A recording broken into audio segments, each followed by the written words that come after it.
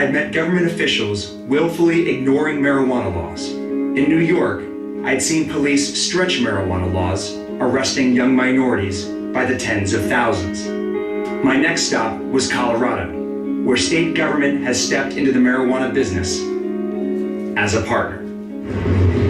So I can't help but notice that we are catty-cornered to a police station. You ever think that you'd be selling massive quantities of marijuana right in front of the police? No, never. This is Dan, the owner of a chain of 3 marijuana dispensaries in Colorado. The mayor's come by, the chief of police has come by. And they're supportive? They're very supportive. It's been a great community to work with. He says politicians here are supportive of medical marijuana for a very good reason: money. Once you were able to show the state the sales tax numbers, and once you got them hooked on that and their budgets therefore tied to that number, we were entrenched into the state's budgetary process, and that gave us protection. Back in 2000, Colorado voters amended their constitution to allow for medical marijuana. The state jumped in with both feet.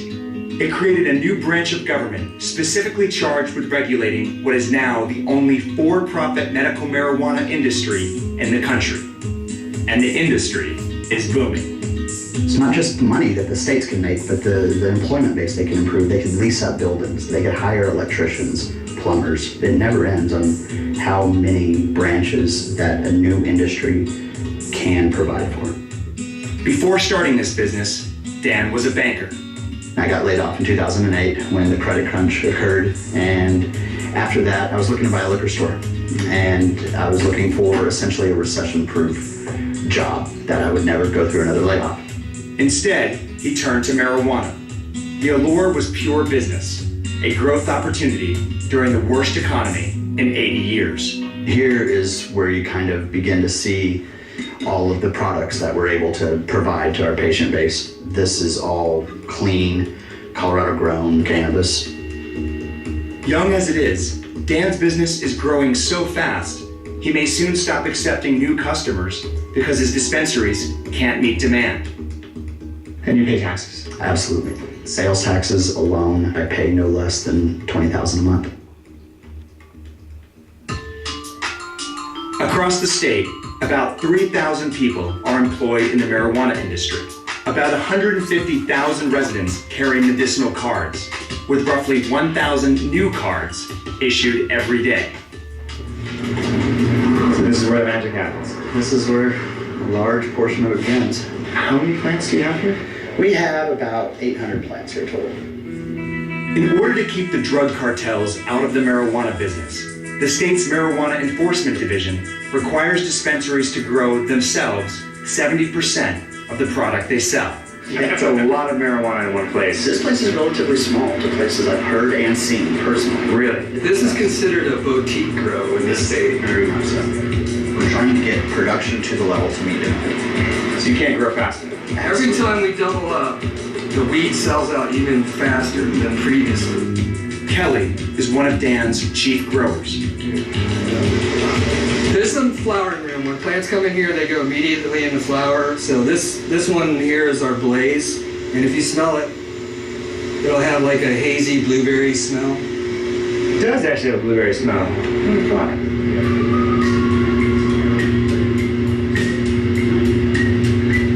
I'm looking around and I see cameras everywhere. What is this about? You know, per the state law, we are required to have cameras covering every piece of the process. The State Medical Marijuana Enforcement Division has the ability to flip on their monitors at their offices and look in here. The bizarre thing about Dan's business is that the state of Colorado is watching, licensing, and regulating it, even though it is in clear violation of federal drug laws. To the feds, this is organized crime, punishable by 40 years in prison. Do you ever worry that one day the door is going to be knocked down and people are going to raid this place? No, the door is basically open to, you know, the government agencies to regulate this. So there's no reason to knock the door down.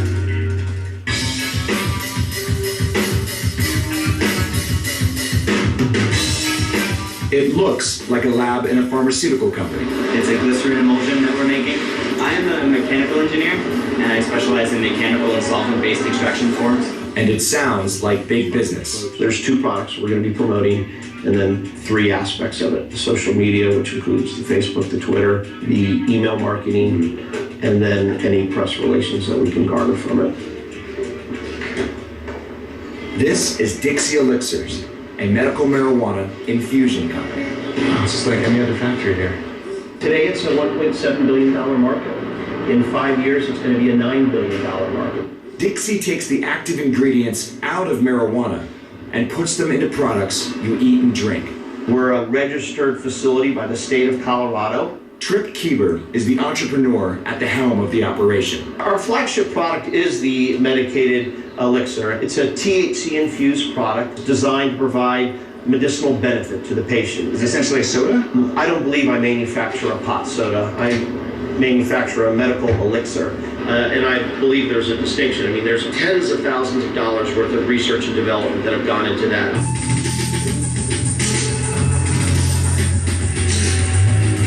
This is a trade secret. Kind of like having the secret recipe of Coca-Cola. So this is the flavor truly comes out of the soda. So is this the finished product now? Yes.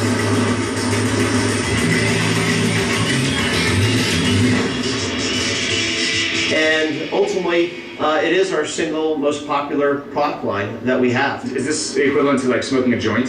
That would be the equivalent of 1.5 grams through a marijuana cigarette. Yep. 1.5 grams, that's a big joint. It is. Tripp says he's invested $1 million of his own money into Dixie. We have 24 full-time employees and then 4 paid consultants. And they are one of the biggest suppliers of marijuana-infused products to dispensaries across the state. The range of products is vast, from the pot soda to massage oil to chocolate marijuana truffles. This is their latest product line. This is a brand new product that's only a couple of weeks old. It's a pharmaceutical grade cannabis capsule that is a AM focus. So there's actually a focus Device, yeah, and I've never heard of marijuana being used to help focus. So where's the raw stuff? so we're probably, so this product will basically be changed into a liquid format later today. How much is this? This just approximately 5.9 pounds.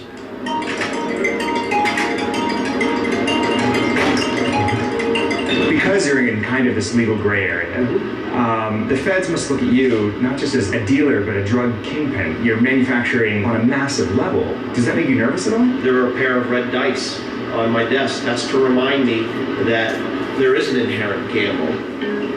But Kieber is confident that his fortunes are safe since they're now directly tied to the states, which last year reaped some impressive financial rewards as a result of what has become the legal weed trade in Colorado. The state of Colorado took in just under $23 million in fees, taxes, and licensing. Now, this year, it's forecast that it'll be close to a $35 million windfall for the state government. And so you take the medicinal aspects coupled with the fact that we're building jobs, thousands of jobs, and putting millions of dollars into the state coffers. You know, I think we're aligning ourselves for what I would call long-term success. I traveled coast to coast and had seen for myself the confusing and often contradictory state of marijuana laws across the country. I knew that weed remained illegal under federal law, yet I'd gotten myself a prescription in California. So can I go in today? It's active already. And attended the world's biggest pot festival in Seattle, where the mayor was the guest of honor. Is what's happening today here illegal? You don't know. It's not legal. I'd been to New York City, where 50,000 people a year get arrested for pot. 90% of the individuals arrested are Black and Latino. And had seen Colorado's thriving for-profit marijuana industry. Today, it's a $1.7 billion market. In 5 years, it's going to be a $9 billion market. By the end of my travels, I still had big questions.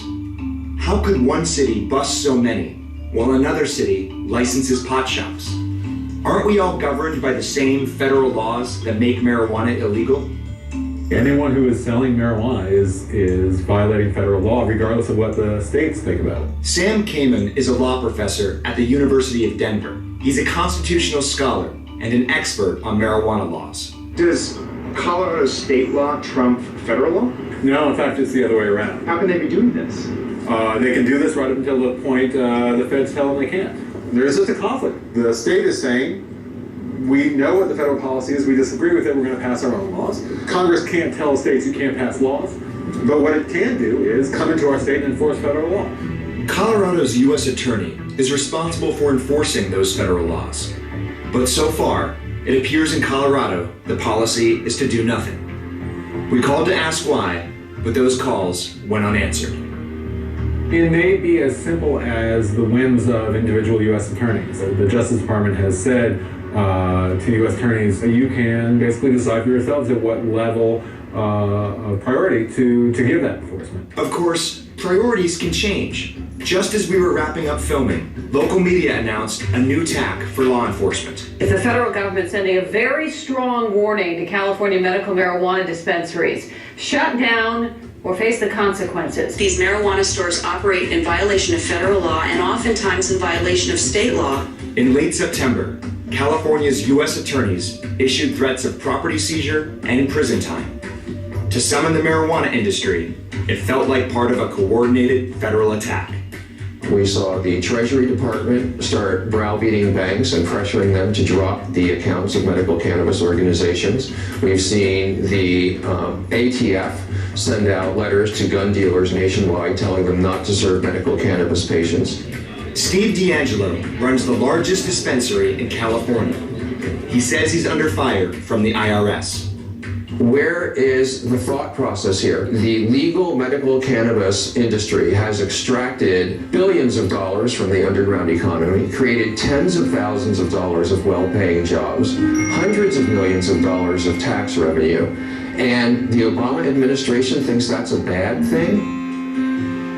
While law enforcement in California was cracking down, police in New York were told to go in the other direction. In September, the police commissioner issued this order.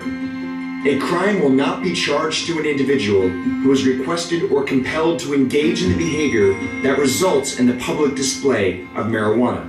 That trick that Hakeem Jeffries showed us? They take something out, now it's in public display, the handcuffs go on, these young men are run through the system. It's no longer allowed, and never should have been. Which means that if many of the stories we heard are true, he searched me, he found a bag of weed. He took it out of my bag, probably. They didn't recover it from my hand. They recovered it from a cigarette pack. most of the people we met should never have been arrested. Once again, we asked the NYPD to talk to us. And again, they declined. It wasn't surprising. If we'd learned anything, it is that America's marijuana laws are a conflicted and unequally enforced mess, where one state's entrepreneur is the federal government's felon, and the ground is always shifting. So what's going to happen? We're going to continue to see this issue fought out in the court of public opinion. It is in periods like this that we really see change happen. If recent history is any indication, it seems impossible to predict exactly what kind of change we can expect.